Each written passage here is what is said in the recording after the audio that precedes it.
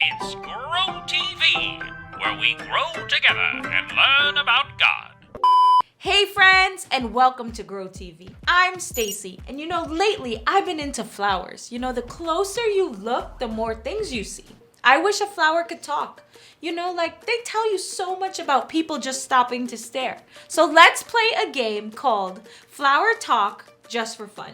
I'm gonna show you a picture of a flower. Then we're gonna imagine together what that flower would sound like if it could talk. Ready? This is the monkey face orchid, or the Dracula simia. What it would sound like, I imagine. I want more moonlight. Ah, ah, ah. That's my best Count Dracula. These flowers are actually called swaddled babies, or Anguloa uniflora. What they sound like?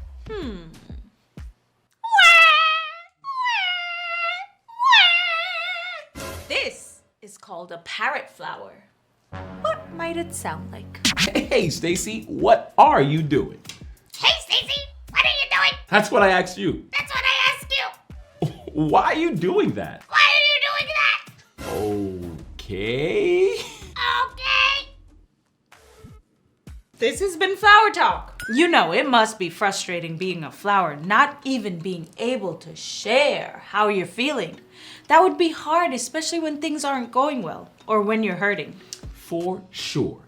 Flowers probably don't mind because, well, they're flowers. But when we're hurting, it really makes a big difference when someone understands. Absolutely. And you know who understands better than anyone?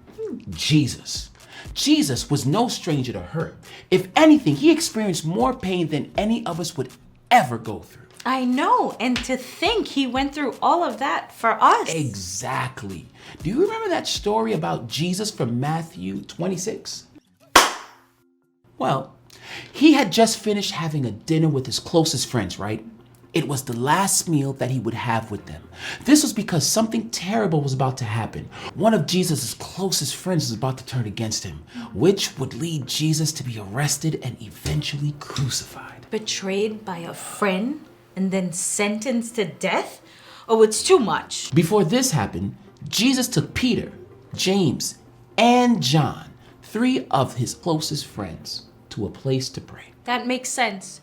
Jesus must have been really sad, so he wanted to be with them. Jesus knew the plan. God's plan was for Jesus to save us from sin, which was the thing that separated God from people. In order to save us, Jesus was just about to go through the worst pain you could ever imagine. I mean, if I knew that was the plan, I'd probably ask if the plan could be changed. Jesus did just that. In Matthew 26:39, Jesus prayed, "My Father, if it is possible, may this cup be taken from me. Yet, not as I will, but as you will."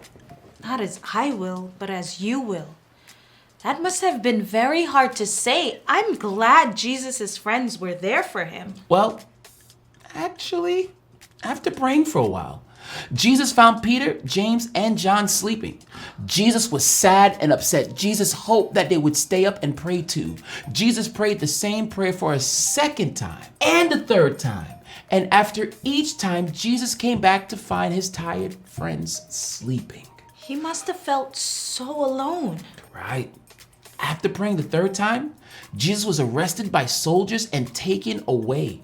He knew more pain and more hurt was right up ahead. I know this story by heart, but it never gets easy to hear. I can't believe Jesus went through all of that. But he did. We know that Jesus is fully God, but sometimes we forget that Jesus was fully human too. He experienced all the things that we feel and more, but he stuck to God's plan because he loves us. Because of what he went through, he's the only one who truly gets us when we're experiencing pain, loss, and loneliness.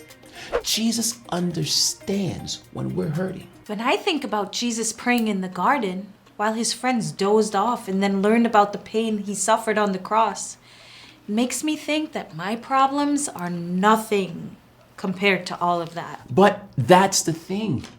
Jesus doesn't want us to feel like our problems are too small for him. Whenever we're hurting, in a big or small way, we can turn to Jesus because he understands everything we're going through. I'm not a flower who can't express its feelings when someone plucks me out of the ground without warning and sticks me in a vase. I can talk to Jesus at any time. For sure. Whenever we're feeling hurt from an embarrassing fall or from a disagreement with a close friend, Jesus is with us through all of it because Jesus understands when we're hurting. He won't fall asleep on us when we pray to him. That's so comforting to know. Well, friends, it's been good playing Flower Talk with you and talking about how awesome Jesus is with you. It's always good to learn and grow together. See you next time. Bye.